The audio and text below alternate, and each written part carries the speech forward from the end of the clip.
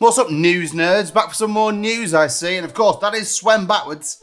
On today's show we've got, I'll have a Guinness, sideways and with a turbo. I'm not sure about doctors, never mind a child. And I get it, but not like this. But first, is it the dog's fault?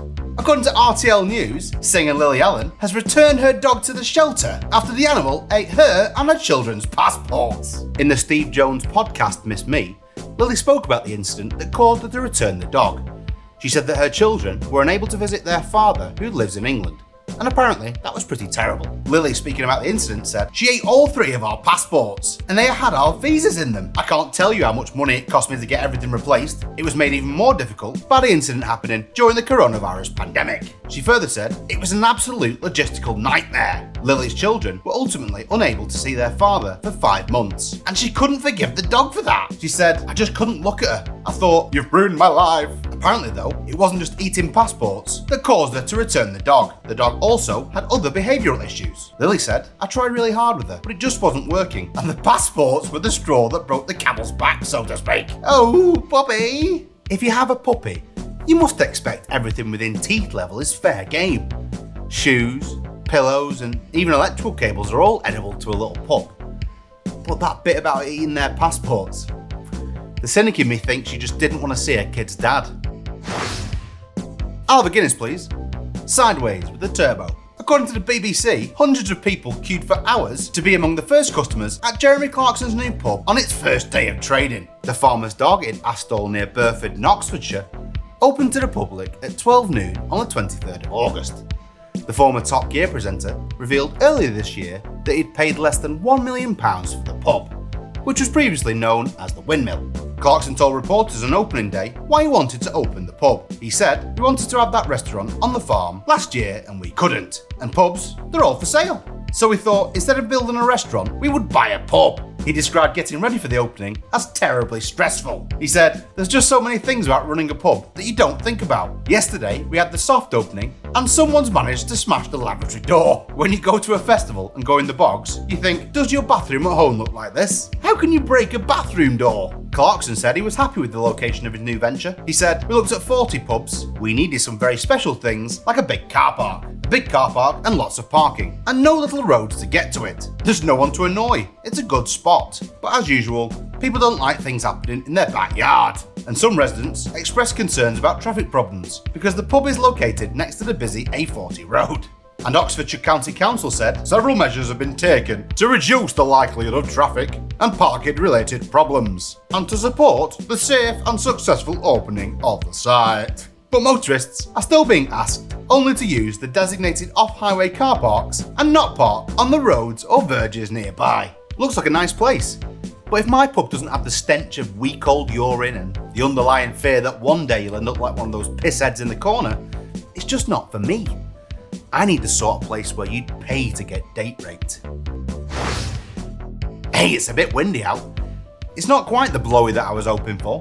According to the Mirror, I'm talking with the man in the mirror. Ow! Revellers at Leeds Festival have been warned to stay in their tents as the site has been battered by gales amid Storm Lillian. Leeds Festival wrote on X on the 23rd of August that 2 of their stages had been lost, amid drastic changes organisers had to make due to the weather.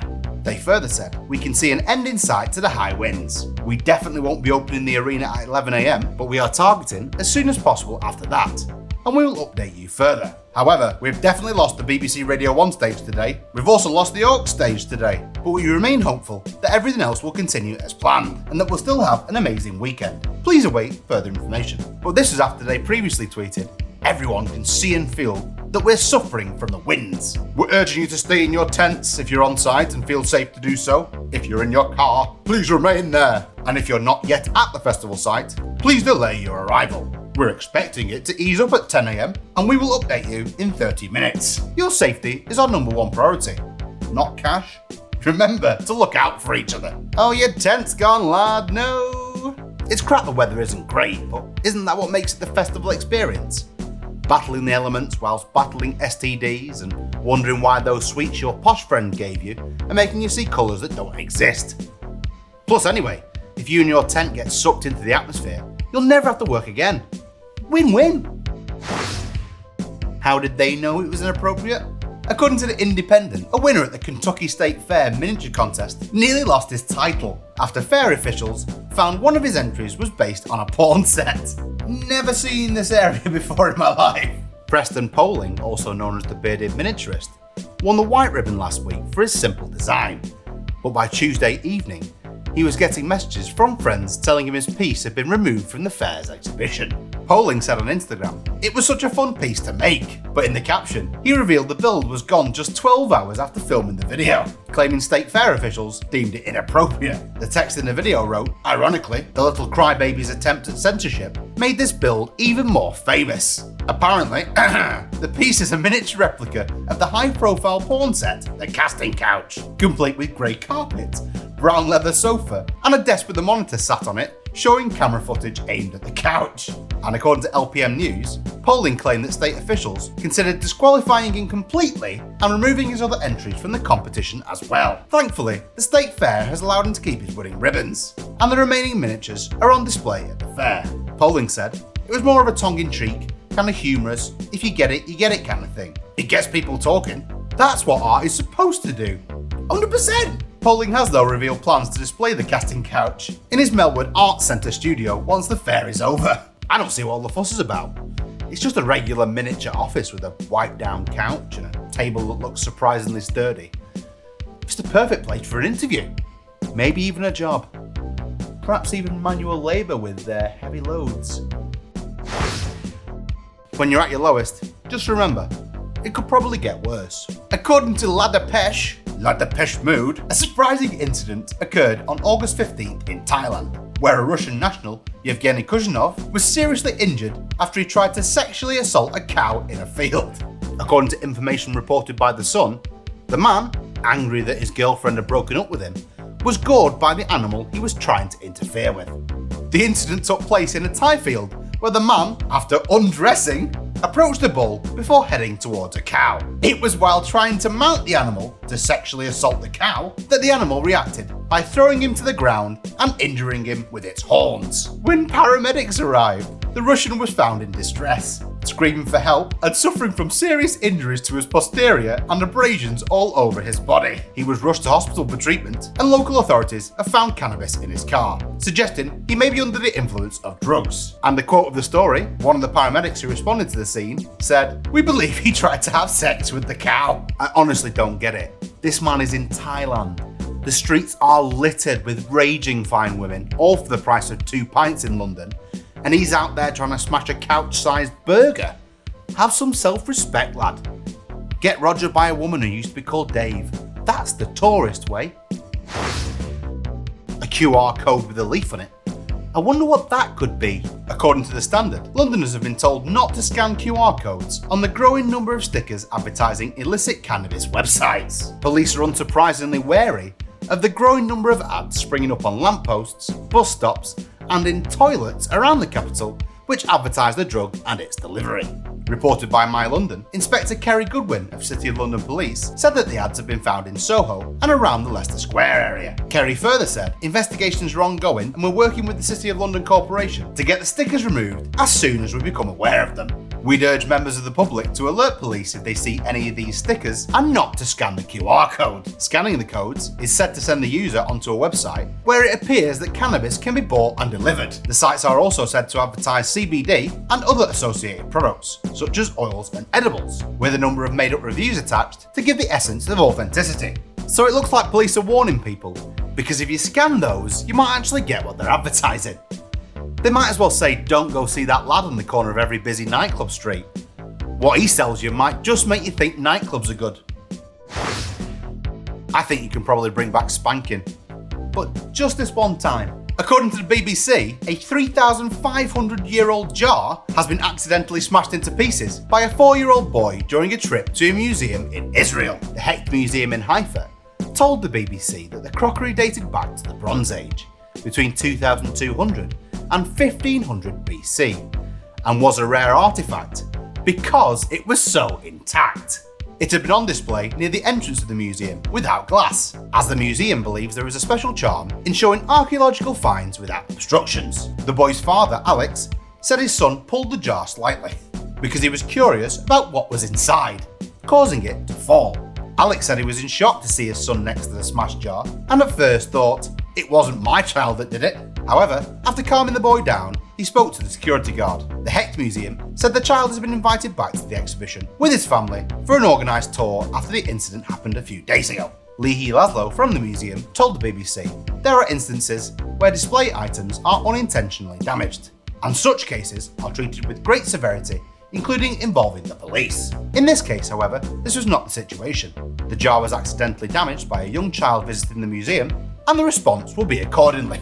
A specialist in conservation has also been appointed to restore the jar, and it will be returned to its spot in a short time. And despite this rare incident, the museum said it intends to continue this tradition. It is in quite a lot of little pieces. The museum does seem surprisingly cool about it. Very much unlike that miserable museum in Prague that said I couldn't use the exhibits. Art is there to be enjoyed, guys. You present a 6-foot phallically shaped object to a fat lad from the north and you reap what you sow. I'm not sure about doctors, never mind a child. According to Sky News, an Austrian surgeon allegedly let his teenage daughter drill a hole in a patient's skull. Following a forestry accident in January, a 33-year-old man was flown by air ambulance to Graz University Hospital with serious head injuries. This was according to Kronen Zeitung, an Austrian newspaper. The man needed emergency surgery, but the doctor allegedly let his 13-year-old daughter take part in operating on him. The newspaper reported that she even drilled a hole in the patient's skull, and whilst the operation was said to have happened without issue, the patient is still unable to work, and investigations by the Graz Public Prosecutor's Officer against the entire surgical team are continuing. But it wasn't until the April after the surgery that an anonymous complaint was logged to the Public Prosecutor's Office. It then took until July for the alleged victim to be informed by police. The surgeon and one other employee, a specialist who was present during the operation, are said to have been let go by the hospital. The alleged victim initially learned about the case in the media, before being told by authorities he was a witness in an investigation. The victim's lawyer, Peter Freiberger, said, "You lie there, unwilling, unconscious, and become guinea pigs. There's probably no other way to put it. That's not possible. You can't do that. I get you want your kids to follow in your footsteps, but this is not the right thing to do. It's like a lady of the night giving her kids a lick. Alright if your name is Jimmy Savile, but to me that's a poor review on TripAdvisor straight away." Does being nude enhance the painting? According to The Guardian, nudes are a major feature of the newest exhibition at Marseille's Museum of European and Mediterranean Civilizations. But the museum, called Newsymhm, is now allowing visitors to discover their relationship to naturism by viewing the works of art naked, except of course for their shoes. Eric Stefanut of France's FFN Naturist organisation said there was no objection to bare feet, but insisted on footwear was a precaution against the museum's parquet flooring. He further said, "It's to avoid getting splinters." Nude visits to the Naturist Paradises exhibition are run in partnership with the French Naturist Federation, one evening a month, when the museum is normally closed. Therefore, visitors taking part are naturists and are naked. Kieran Parker Hall and Alex Perry were among the 80 stripped-down visitors to the museum's August Naturist slot, and seeing the exhibition in the nude was a once-in-a-lifetime opportunity. Parker Hall said, "There's not a lot of naturist stuff in England. It's cold." And Alex Parry agreed, saying, "Being naked in England is seen as something a bit bizarre." When asked whether it was obligatory for visitors to be naked at the once-a-month naturist viewing, a museum spokesperson said it was logical for those reserving tickets to be in some state of undress. Anyone wanting to visit fully dressed during these hours might be considered a little odd. Get your tickets, guys, it runs till the 9th of December. Whenever I think of nudists, I always imagine a 70-year-old man with knackers down to his knees, and a similarly aged woman with bangers she could use as a scarf. I love naked people as much as the next man, but I think I'll stick to the contents of that website with the sweet, sweet drum intro. I get it, but not like this. According to the BBC, an incident which saw two women lock a crying toddler in an airplane toilet has sparked an online debate in China on how to manage children in public spaces. The incident went viral on the Chinese internet after one of the two women, Go Ting Ting, posted a video of herself carrying the girl inside the cubicle. In her post, she presented herself as trying to help others on board, but was swiftly met with backlash. The airline later said that the girl's grandmother had given the two women permission to educate her. The toddler, who was travelling with her grandmother, had started crying during the flight, and a video posted by Ms. Gao on Chinese social media reportedly showed the other woman telling the girl she could only leave the cubicle only if she stopped crying. Local media reports that she was a 1-year-old, though the airline has not given that detail. There's been lots of backlash, with many criticising Miss Gao for lacking empathy and bullying the child. But responding to the criticism, Miss Gao said she prefers to take action rather than be a bystander. She said, "I just wanted to calm the child down and let everyone rest." She also explained that some of the passengers had moved to the back of the plane to escape the noise, whilst others stuffed tissue papers into their ears. One user on Weibo wrote, "Children cannot control their emotions when they are 1 or 2 years old. What's wrong with crying? Didn't you cry when you were young too?" But there were some who defended the woman, saying their actions were justified as the girl's grandmother had given her consent. Another Weibo user wrote, "To be honest, some children cannot do without some education. Unfortunately, children have to exist for us all to be here.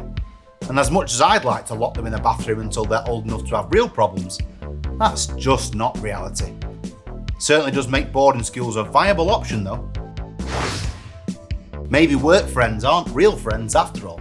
According to the BBC, a hiker was rescued from a mountain in the US state of Colorado after being apparently left behind the previous day by his colleagues during an office retreat. The Chaffee County Search and Rescue Team said the unnamed man got lost and found himself without phone signal after being left by colleagues who went ahead without him. The drama unfolded on Friday as a 15-strong group from the company, which has also not been named, wonder why, ventured along a trail up Mount Chavano, which is 14,000 foot high. Evan Brady, the Public Information Officer for Chaffee County Search and Rescue South, told the New York Times the man had stopped for a break whilst his co-workers continued on the route. Mr. Brady said, "He's lucky to be alive." In their statement, officials said the hiker was left to reach the summit on his own at about 11:30 local time. The man became disoriented on the descent, finding belongings left in the boulder field to mark the descent by the previous group having been picked up as they hiked down. He then sent a pin drop to colleagues who are said to have told him that he was on the wrong route and suggested that he climb back up to the right trail. Shortly after sending that message, a strong storm passed through the area, bringing high winds and freezing rain and leaving him without a signal. That's when the Chaffee County Search and Rescue Team received an alert at 9 o'clock that evening, dispatching 2 teams and a drone pilot who were thwarted by bad weather. A helicopter was also sent, but despite tracing the man's last movements, the rescuers could not find him. Eventually though, the missing man recovered enough phone signal to make an emergency call, and he was located in a gully. He reported that he'd fallen at least 20 times and was unable to get up. His rescue ultimately involved technical rope lowers and phenomenal cooperation and teamwork. But Mr. Brady also told the New York Times that the suggestion the hiker had been abandoned by his colleagues was overblown. But the Chaffee County Search and Rescue Team, in their statement, warned people to never hike alone and to pack bright clothing and essential supplies. They said this hiker was phenomenally lucky to have regained self-service when he did, and to still have enough consciousness and wherewithal to call 911. I think he's got the message. I don't know why they obviously didn't like him, but I wonder if he's one of those people who steals food from the office fridge or never replaces coffee in the coffee maker. Does that mean someone deserves to die? No. But I've certainly thought about it. Dave down the street takes a small size loaf. I'm of course a medium. According to TechCrunch, Durex India, the Indian subsidiary of the British condom and personal lubricants brand, has exposed its customers' personal information, including their full names and order details. Security researcher Surajit Majumdar contacted TechCrunch this week about the issue of exposing sensitive customer data on the condom maker's website. The brand's website spills customer names, phone numbers, email addresses, shipping addresses, the amount paid, and of course, the products ordered. Majumdar told TechCrunch, for a brand dealing with intimate products, ensuring privacy is crucial. TechCrunch then verified Majumdar's findings and found that customer data was still accessible at the time of writing. Right. And as such, TechCrunch is withholding certain details about the exposure so as not to aid malicious actors. When reached out by TechCrunch, Ravi Bhaknar, a spokesperson for the Durex parent company Reckitt, declined to comment or say if the company plans to secure its customers' information. And Majumdar further said, affected customers can also become victims of social harassment or moral policing because of this leak. I bet if some people would have had prior notice this would have happened, they'd have used it to their advantage. All it takes is a few of the local windbags to know you exclusively use the Monster Dong 5000 Johnnies, and you've got a phone that's blowing up. Probably limited callbacks after the first encounter, but still counts. Here's my honourable mention, just one this week. Here's a story that just didn't quite make the cut. A bloke who was told he had 2 weeks to live due to cancer is now addicted to morphine and cancer-free 5 years on. Family seem to think he was given the wrong diagnosis at the start, but doctors are adamant they made the right call. The bloke is still unwell and in hospital though, and the family, seeking answers, paid for a private MRI which has revealed lesions on his heart and brain. And although he's already been referred, he's now facing a 61-week for a cardiology appointment. Something really strange has gone on here. That would turn your life upside down. Imagine all the people you made up with, only to find out you're going to live and they're still bastards. Mortifying. Thanks for watching. Please like, comment and subscribe if you do so fancy. Also, if you think there's any news that we might have missed, please get in contact on the email in the description below. Please also check out our news sources down there in the description. They work really hard, and I just gloss over the facts and hope for the best. See you next time for another jam-packed news you might have missed. Stay gravy. Wow!